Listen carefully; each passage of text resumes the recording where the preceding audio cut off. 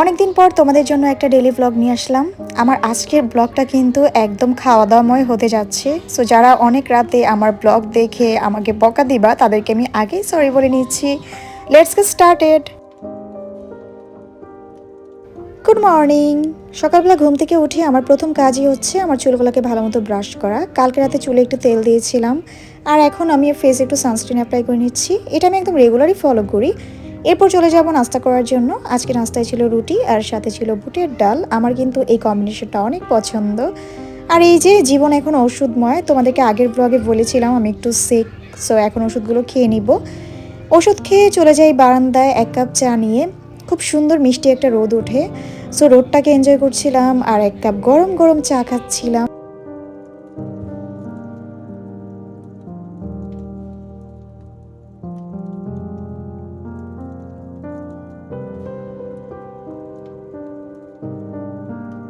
খাওয়া দাওয়া শেষ করে চলে যাই একটু রান্নাঘরে।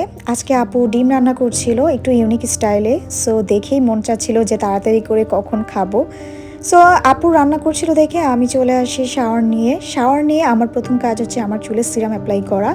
দেখো সিরামগুলো অ্যাপ্লাই করার পর চুলগুলো কতটা সফট হয়ে যায়। আমার যেহেতু কালার হেয়ার, আমার অলওয়েজই সিরাম ইউজ করতে হয়। সো তোমরা যারা স্ট্রেক্সের সিরামটা এখনও ট্রাই করোনি তাড়াতাড়ি করে কিন্তু ট্রাই করে ফেলো। এটা কিন্তু চুলের ফ্রিজিনেসটাকে কমাতে অনেক হেল্প করে। এরপর ফেসে একটু ময়শ্চারাইজার দিয়ে নিব। আমি শাওয়ারের পর আমার স্কিনে পন্ডসের ময়শ্চারাইজারটা ইউজ করি। আর এই প্রত্যেকটা প্রোডাক্ট কিন্তু তোমরা গ্ল্যামার সবাই মলি পেজে পেয়ে যাবে। পেজের স্ক্রিনশটটা আমার ভিডিওর পাশে আমি দিয়ে দিচ্ছি, আর লিঙ্কটা হচ্ছে আমার ভিডিওর ক্যাপশনে পোস্ট করা থাকবে, সেখান থেকে তোমরা এটা পারচেস করতে পারবে।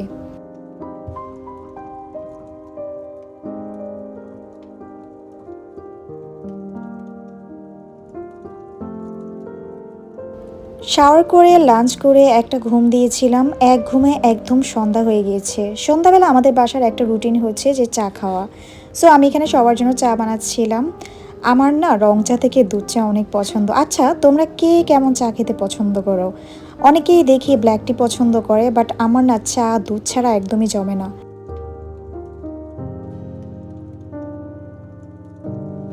একটা সময় ছিল যে আমি চাই বানাতে পারতাম না, বাট এখন কিন্তু আমার হাতের চা অনেক মজা হয়।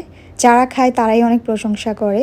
তোমরা কি আমার চায়ের একটা ছোট্ট ভিডিও চাও কিভাবে আমি চা বানাই? দেখো চায়ের কালারটা কত সুন্দর আসছে।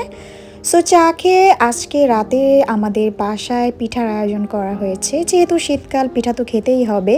আমাদের বাসায় এখন এমন একটা সিচুয়েশন, প্রতিদিনই এক একটা পিঠা বানানো হচ্ছে। সবসময় তার ভিডিও ক্লিপ নেওয়া হয় না, বাট যখন একটু ফ্রি থাকি তখনই চেষ্টা করি তোমাদের সাথে ভিডিও করে শেয়ার করার জন্য।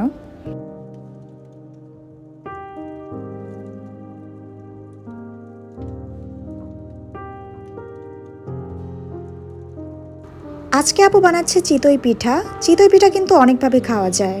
অনেকে ভর্তা দিয়ে খেতে পছন্দ করে, আবার অনেকে দুধ চিতই পছন্দ করে। বাট আমার কাছে পার্সোনালি চিতই পিঠা ভালো লাগে গরুর মাংস দিয়ে খেতে। সো আজকেও বাসায় এভাবেই প্ল্যান হয়েছে যে আমরা গরুর মাংস দিয়ে চিতই পিঠা খাবো।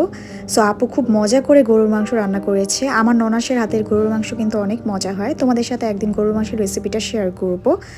এরপর আমরা সবাই বসে যাই ডিনার করার জন্য। আজকে ডিনারে ছিল চিতই পিঠা আর গরুর মাংস। খাবারটা এত বেশি ইয়াম্মি হয়েছিল। অনেক রাত জেগে ভিডিও এডিটিং করায় আমার অনেক ক্ষুধা লাগে রাতের বেলা। সো কি খাবো ভাবতে ভাবতে চিন্তা করলাম বাসায় তো কোরিয়ান রামেন আছে, সো একটু বানিয়ে ফেলি। সো আমার জন্য বানালাম, তোমাদের ভাইয়ের জন্য বানালাম, তারপর খেলাম। এই ছিল আমার আজকের ব্লগটি কেমন লাগলো অবশ্যই কমেন্টস করে জানিও, আর ভালো লাগলে ভিডিওটি শেয়ার করে দিও। আল্লাহ হাফিজ।